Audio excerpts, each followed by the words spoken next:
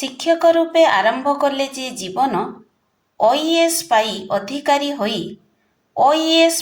ଅଧିକାରୀ ହୋଇ ଶିକ୍ଷା କ୍ଷେତ୍ରରେ ଦେଲେ ବହୁ ଅବଦାନ। ସାଧନା ଓ ଦୃଢ଼ତା ଥିଲା ତାଙ୍କ ଶକ୍ତିର ନିଶାନ। ପୁଣି OAS ପାଇ ସମସ୍ତଙ୍କ ମନରେ ଜଣାଇଲେ ଗର୍ବ ଓ ସମ୍ମାନ। ସମର୍ପଣ ପରିଶ୍ରମ ମନ୍ତ୍ର ଥିଲା ତାଙ୍କ ଜୀବନ। ପ୍ରତ୍ୟେକଙ୍କ ପାଇଁ ସାଜିଗଲେ ଅନୁପ୍ରେରଣାର ପ୍ରମାଣ। ସେ ହେଉଛନ୍ତି ଆଜି ଉତ୍ସବର ବିଶିଷ୍ଟ ଅତିଥି Shriyukta Yajneswar Jena sir, block education officer, Baleswar. Sir, ଆପଣଙ୍କ ଉପସ୍ଥିତି ପାଇଁ ଆମେ ଆନନ୍ଦ ଓ ଗର୍ବିତ।